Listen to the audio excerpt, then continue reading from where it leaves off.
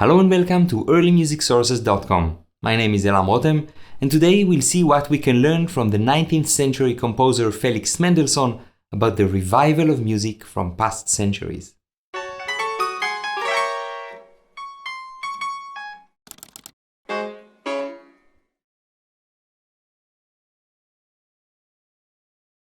Famously, it was Felix Mendelssohn who revived Johann Sebastian Bach's Matthew Passion 100 years after it was first performed.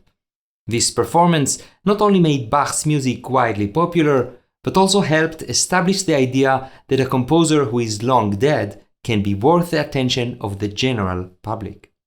In this episode, we will look at this special moment in music history and see how it is similar to what we, performers of early music, do today. Let's start. Throughout history, people consumed music of their own time. People love contemporary music, and this is true also today. The idea of taking music from a past century and presenting it in a concert is something that started developing in the 18th century. Still, when Mendelssohn decided to perform the Matthew Passion of Bach in Berlin in 1829, it was a pretty unusual event. During his lifetime, Bach didn't enjoy the international fame and success enjoyed by some of his contemporaries, like Telemann and Handel. However, after his death, Bach was known and appreciated in elite musical circles, where manuscript copies of some of his pieces had been circulating.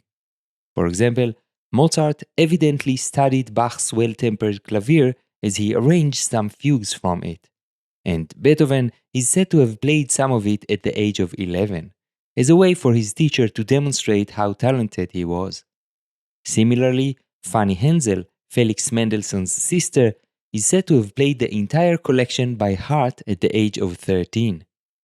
From these accounts, it seems that Bach's pieces were appreciated as educational material, and not so much as something to be performed in concerts. The child prodigy Felix Mendelssohn had not only the luxury of having a music teacher that appreciated Bach and owned several manuscripts of his music, Carl Friedrich Zelter, but also family relations with a certain affiliation to Bach. His great-aunt, Sarah Levy, was a serious music collector with specific ties to the Bach family. She studied harpsichord with Wilhelm Friedmann Bach and commissioned a concerto from Carl Philipp Emanuel Bach. Mendelssohn's grandmother, Bela Salomon, studied harpsichord with Johann Philipp Kirnberger, a direct student of Johann Sebastian Bach. But most importantly, in 1824, when Felix was just 14, she gave him a manuscript copy of Bach's Matthew Passion. It should be added that while we are now focusing on Bach, the idea of appreciating old music and even performing it grew with the years. Groups of music lovers created societies where they performed together music of past composers. Famously in England, for example, the Academy of Ancient Music performed pieces going back to the 16th century by Byrd, Tallis, Palestrina, as well as pieces closer to their time by Purcell and Handel. In Berlin, it was Zelter, the teacher of Mendelssohn, who led such a society called the Sing Academy and brought Felix and his sister Fanny to their meetings. Along with German sacred music, they also performed Handel, who was very popular in such societies all across Europe. From time to time, Zelter would also bring some pieces by Bach, which he had arranged from his manuscript copies. So Mendelssohn grew up surrounded by people who not only had a special appreciation for old music, but also performed it. And thus, it is easy to imagine Felix seeing the score of the Matthew Passion and deciding that he was not satisfied simply to study and admire it. He wanted to share it with the world. Arranging a performance 100 years after the piece was originally conceived demanded the consideration of many things. Let's see. The piece would be taken out of its original context, a liturgical Protestant ceremony taking place on Good Friday just before Easter, and be placed in a concert hall. The entire function of the event is now solely about the music of Bach. Both Mendelssohn and his older singer friend Eduard de Vriend, who in their performance sang the part of Christ, were wondering among themselves whether it would work. How will the public receive a work so utterly strange to them? In sacred concerts, a short movement by Bach may have been performed now and then as a curiosity, and received as a piece of antiquarianism. But how would it be to have for an entire evening nothing but Sebastian Bach, whom the public conceived as unmelodious, dry, and unintelligible? On top of this general doubt, there was also the problem of the length of the piece. According to the Vriend, giving it in its entirety was out of the question. It necessarily contained much that belonged to a former age, and what we had at heart was to convince people of its intrinsic greatness. In other words, performing the entire piece as it is, in the opinion of de Vriend and Mendelssohn, might get in the way of making people realize how great it is. And so, while all the choruses which are not chorales were retained, as well as almost all the recits with biblical verses, many cuts were made. The numbers that were omitted were mostly from the reflective moments of the piece, almost half of the ariosos, 2/3 of the arias, and half of the chorales. Those da capo arias that were retained had their da capo shortened. In total, circa 1/3 of the piece was cut. Apart from cuts, some slight changes were made to some of the parts. The most notable one is the part of the evangelist, who had many of its high notes transposed down. It is unclear whether this was done because it was too high for the singer in question, or that Mendelssohn followed the practice of his teacher Zelter in sometimes smoothing out the melodies of Bach to his taste. Then there was the challenge of the instruments. Naturally, Mendelssohn didn't have all the instruments Bach had. Instead of harpsichord or organ, Mendelssohn accompanied the recitatives on a forte piano.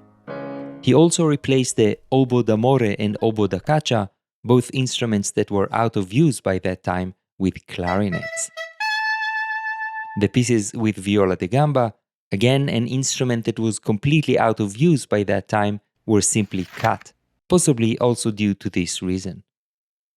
Now, as opposed to the thin vocal powers Bach probably had, the vocalist at the performance, according to one source, included no less than 47 sopranos, 36 altos, 34 tenors, and 41 basses, totaling 158 singers, including the soloists. The sopranos and altos, similar to modern-day practice, were female singers, as opposed to Bach's boys. In comparison to Bach's performance practice, the orchestra was also larger, with an estimated 44 strings and 20 winds. While it is pretty clear that reconstructing Bach's performance practice wasn't high on Mendelssohn's list of priorities, his teacher, Zelter, was apparently reluctant to perform the piece because of a performance practice issue. According to one source, Zelter claimed that performing the piece was simply too complicated. But specifically, he was worried because today's violinists no longer know how to play this music.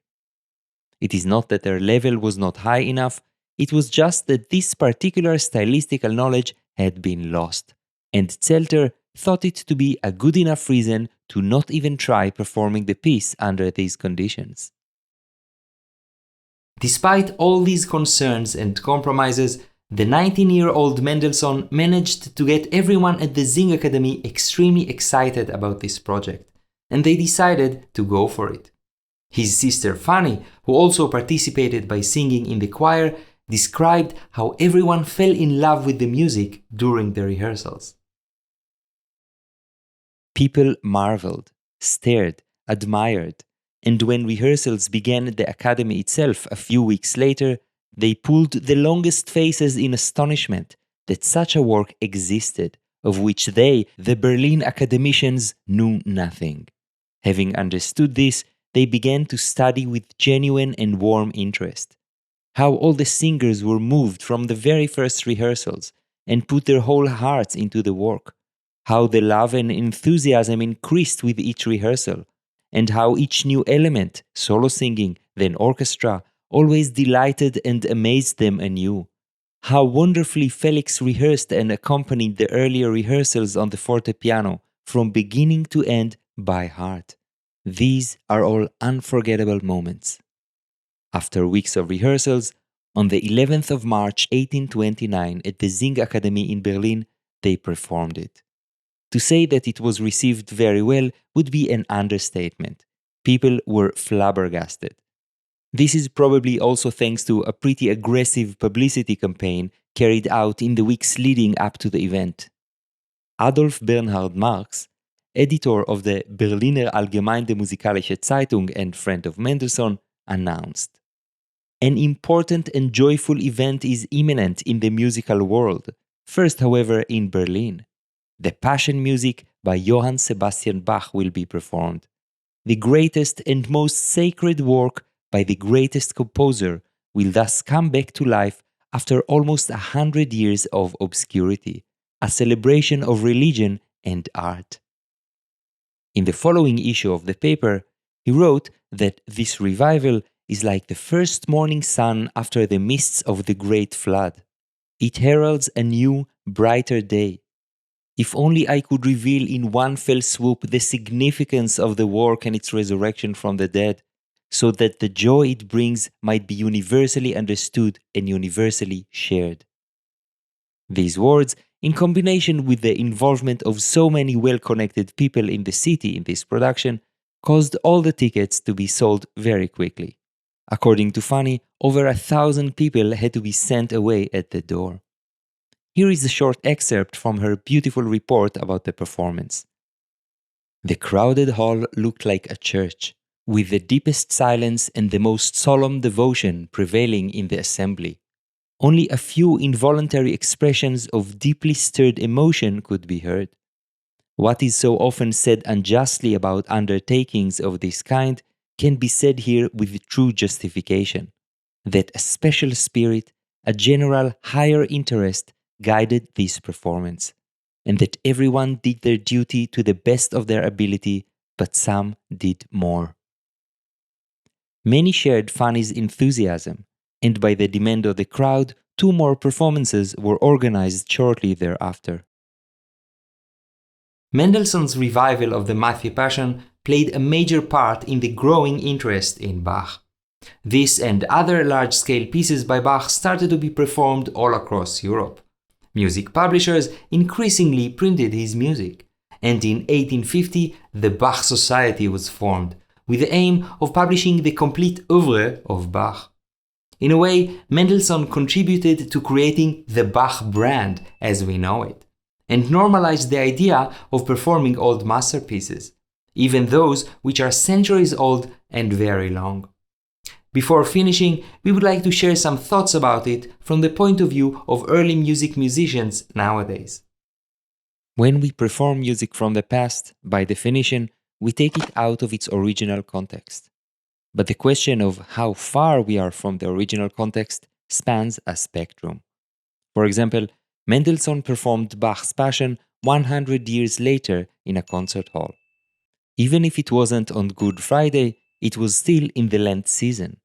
And even if the audience was obviously different from the one in Bach's time, it was still an audience of Protestant Germans who understood the sung language and knew the chorale melodies and the subject matter with its religious meaning. When my ensemble, on the other hand, sings 400-year-old Italian madrigals in a church in Germany, the distance from the original context of the music is obviously much bigger. We have to think about how we can bridge certain gaps and accept that some gaps simply cannot be bridged. Sometimes, like Mendelssohn, we also risk it and bring unknown music to the audience, and go to a lot of trouble trying to convince colleagues and concert organizers that it is worthwhile. And, like Mendelssohn, we have to ask ourselves whether we think that in spite of the distance from the original context, it will still work, or whether some adjustments might be needed. Some adjustments might be artistic, but many may be simply compromises. We have to work out our priorities. For example, we might have to decide between a beautiful historical venue with perfect acoustics that is very far away and can only accommodate 10 people, and a modern big hall in the city with bad acoustics. We might have to choose between instruments that are copied from historical ones but which we haven't perfectly mastered, or more modern ones that are easier for us. Between historical yet unconventional practices that may put off some people, like historical pronunciation, for example, or more conventional ones. Between a more historical pitch over one that is comfortable to the available performers and instruments, etc., etc. Each of us has our own priorities and must choose which compromises we are ready to take and which not. And these may be different on different occasions. For example, when Mendelssohn performed the Matthew Passion again 12 years later in the Thomaskirche in Leipzig, where the piece had been first performed by Bach, he changed many things. For example, he restored 4 arias and 1 chorale that had been cut in his first performance. He left the evangelist part as it is, without transposing any of its notes. And most interestingly, since there was no piano in the Thomaskirche, and no organ that would be comfortable to use for this function of accompanying the recitatives, Mendelssohn decided to perform the secco recitatives without a keyboard, and to replace it with 2 cellos that would play chords and a contrabass. A practice that wasn't unheard of in operas of that time. All these details make one wonder about the idea of reviving old compositions. If today we are performing Bach's Matthew Passion, what is our reference point? Bach's first performance? Or maybe Mendelssohn's first performance? Or maybe its second? Perhaps we don't look anywhere other than the music itself. Wherever we look, we will end up creating our own version, based on our priorities and capabilities. But just like the very first performance and its countless revivals until today, we will hope to excite and inspire our listeners. This was our show about Mendelssohn and his revival of Bach. We hope you enjoyed it. Don't forget to check the special page on our website with all the footnotes and other extra information. If you enjoy early music sources, consider supporting us on Patreon. Comment, share, and like. See you next time at earlymusicsources.com.